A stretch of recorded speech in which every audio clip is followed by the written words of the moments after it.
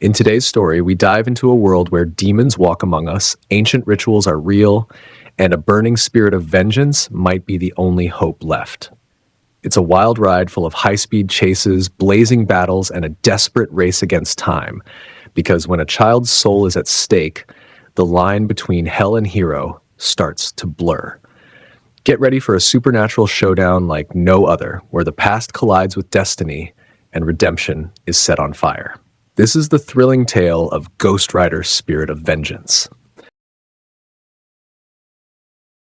As the film begins, we see a man urgently asking about a child. He approaches another man standing nearby and asks, "Has that kid arrived here?" The other man replies, "Yes." But the first man's face turns serious. "That kid is not safe here," he says, "because a devil is after him." He continues, "There's only one place where the devil cannot reach him, an ancient fort, and only one person can take him there safely, Ghost Rider." The second man shakes his head. "No, that won't happen." Before they can say more, a group of armed men ambush them. These are the same people who are hunting the child. In the chaos, the first man rushes to find the child. He reaches a nearby place and finds the child with his mother. Both of them are terrified and deeply mistrusting of anyone around them. The mother, panicked and protective, points a gun at the man. "Stay away from us. Let us go," she demands. Without waiting, she grabs the child and drives off in a car. But the man chases after them on his motorbike. The child's pursuers are also on their tail, desperate to capture the boy.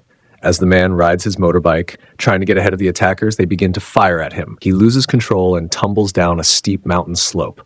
While falling, he manages to shoot at them, causing one of their vehicles to crash.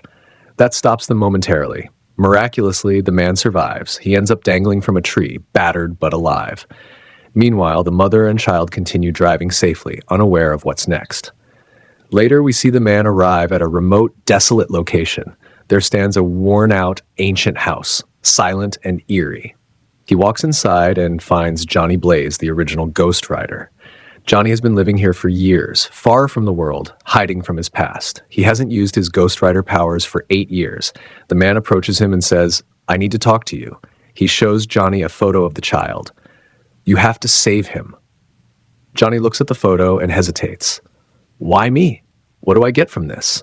The man replies, "Your freedom. Be Ghost Rider for just one night and you'll be free of the curse forever. You'll never have to be Ghost Rider again, just as you've always wanted." Johnny pauses. The thought of finally escaping his cursed life is tempting. After a moment of silence, he agrees. That night, as darkness falls, Johnny transforms into the Ghost Rider once again and sets out to find the child. Meanwhile, the boy has already been captured by a man named Kerrigan, who works for the devil, though Kerrigan doesn't realize he's dealing with the devil himself. He believes he's just doing a job that promises a big reward. Just then, Ghost Rider arrives like a storm. His blazing chains whip through the darkness as he fights Kerrigan's men with fury. Fire and chaos fill the air. Ghost Rider heads straight for the boy. Kerrigan and his men try to stop him, but Ghost Rider fights them off and rescues the child. Without wasting a moment, he disappears into the night, carrying the boy with him. The scene shifts to a hospital room. Johnny, now back in his human form, wakes up on a hospital bed. As his vision clears, he sees the mother of the child standing nearby. The moment she notices he's awake, panic flashes across her face. She turns and starts to run, but Johnny quickly gets up and follows her down the hallway. Cornered, the woman stops, turns around, and points her gun at him. "I don't need your help," she says angrily, "and I don't trust you. It's better you just stay away from us." Johnny walks closer, slowly, then places the barrel of her gun on his own forehead. His voice is calm but filled with pain. "Then shoot me," he says. "If you don't trust me, kill me. Maybe it's better that way." The woman freezes, staring into his eyes. She sees no threat, only a broken man with a heavy burden. Slowly, she lowers the gun. "You found my son yesterday," she says, still guarded. "Will you find him again today?" Johnny nods. "Yesterday, I could sense him. That's how I found him. But today," he pauses, confused, "I can't feel anything. I don't know where he is." Her face turns pale. "Is something wrong with my son?" Johnny quickly reassures her. "No, he's alive, but something is blocking me, something unnatural." Elsewhere, the devil is seen speaking to Kerrigan over a phone call. Kerrigan, clearly shaken, complains, "You didn't tell me I'd be up against the Ghost Rider. I want double the payment for this job." The devil ignores his demand and orders him, "Put the child on the line." Kerrigan places the receiver against the boy's ear. Though the devil's voice can't be heard, the effect is terrifying. The child lets out a blood-curdling scream and then collapses, unconscious. Kerrigan looks alarmed. "What did you do to him?" The devil responds coldly, "I've made sure Ghost Rider can no longer sense him. But be careful. He can still find you, and he will." This is why Johnny could no longer feel the child's presence. His connection had been blocked by dark powers. Meanwhile, Johnny locates Kerrigan, who is traveling with the boy and his armed men. A brutal fight breaks out. Chains whip through the air, engines roar, and gunfire echoes. Johnny, as the Ghost Rider, unleashes his full fury. The child's mother also arrives during the chaos. Taking her chance, she grabs her son and escapes the battlefield. After defeating Kerrigan's men, Ghost Rider walks over to her. His eyes burn with judgment. "There's no difference between Kerrigan, you, and me," he says coldly. "I destroy those who've done wrong. Stay away from me while I'm like this, or I'll destroy you too." Suddenly, he grabs her roughly. "Let my mother go," the boy shouts, stepping forward. Hearing the boy's voice, Ghost Rider stops. Something inside him softens. He lets her go and turns toward the boy. But before taking a step, he hesitates, then stumbles. The fire fades from his body, and Johnny Blaze stands there once again, human and exhausted. The next day, the three of them, Johnny, the mother, and her son, sit together, figuring out their next move. "What do we do now?" she asks, worried. Johnny replies, "We go somewhere safe, far away, somewhere they can't find him. They're still hunting us. We have to be careful." He then adds, "The man who first tried to protect your son, he'll be joining us tomorrow. We're not alone anymore." Later, the three leave the place, heading toward their new hideout. The ally Johnny mentions soon joins them on the road. Meanwhile, back at the site of the earlier battle, the devil arrives. He surveys the destruction left behind. Kerrigan lies under a pile of rubble, barely alive. The devil walks up to him and says, "What do you have to show for my task?" Kerrigan groans in pain. "You're so selfish. Can't you see I'm dying here?" But the devil isn't moved. "Even on your deathbed, you will finish the job I gave you. I'll give you the power to do it." With that, he places a hand on Kerrigan's chest. A dark force surges into him. Kerrigan's body begins to change. His wounds vanish, replaced by something terrifying. He rises, stronger, darker, and filled with deadly powers. He now carries a devilish look, his soul reshaped by evil. Fueled by rage and dark energy, Kerrigan sets off once again to hunt the boy. It's revealed through a flashback that the boy's mother had once tried to end her life. In deep despair, she had jumped from a tall building, ready to die. But just before she hit the ground, something stopped her. The devil appeared. He looked at her with a twisted smile and said, "I can save you." But everything comes at a price. Desperate and broken, she asked, "What do you want?" The devil replied, "Your unborn child." Without fully understanding the deal, she agreed, and the devil saved her life. In return, he claimed her child before it was even born. Now the devil's plan is finally coming to light. When the boy turns 13, the devil intends to perform a dark ritual, one that will transfer all of his powers into the child.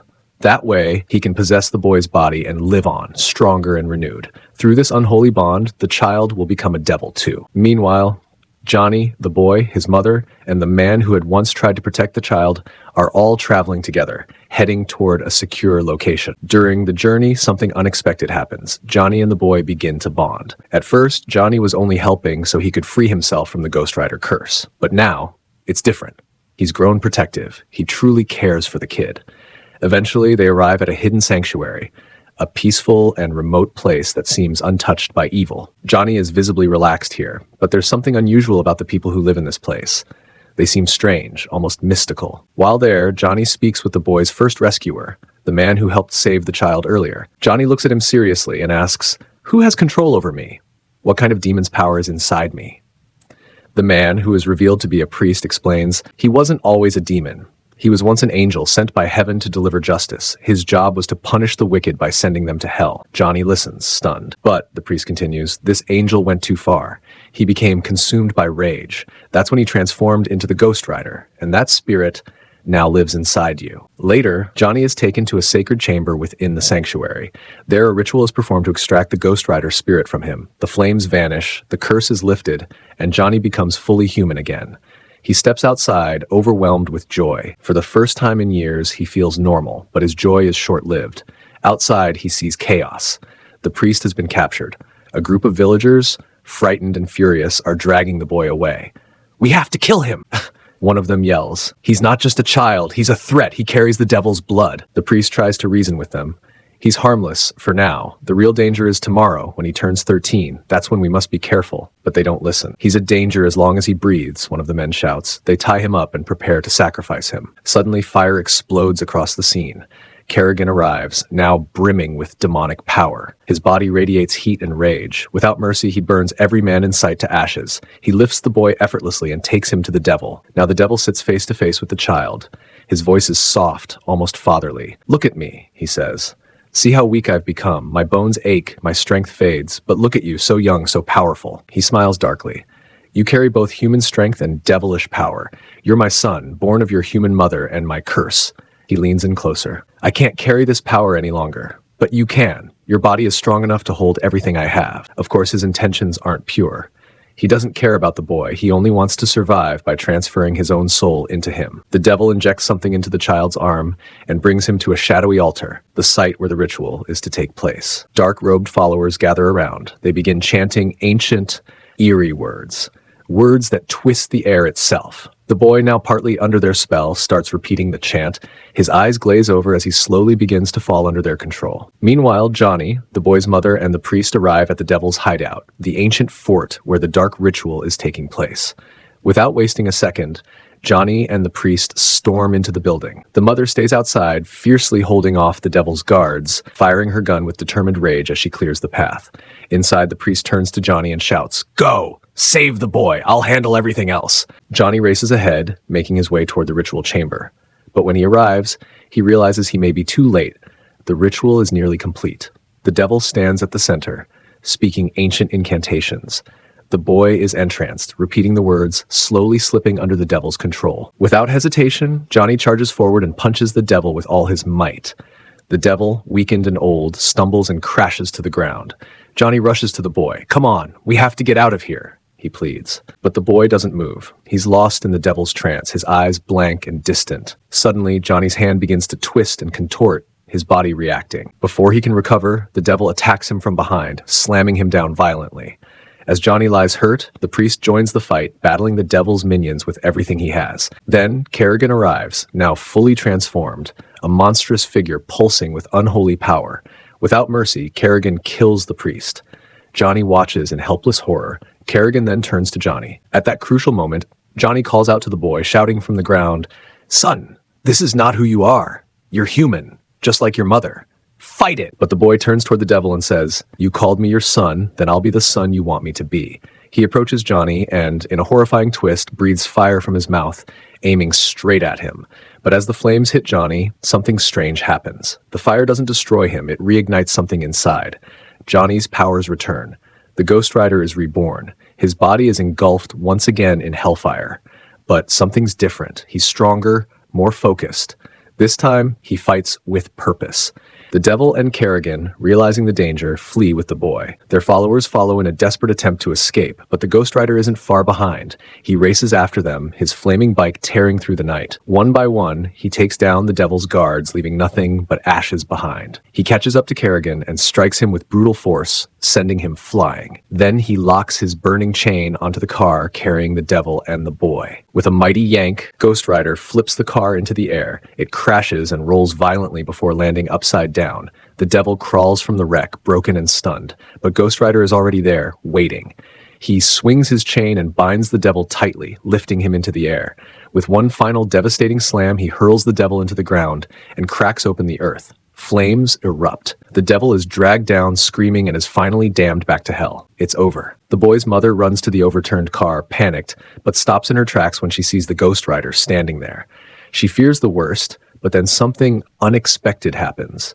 The Ghost Rider gently lifts the boy from the wreck and places him in her arms.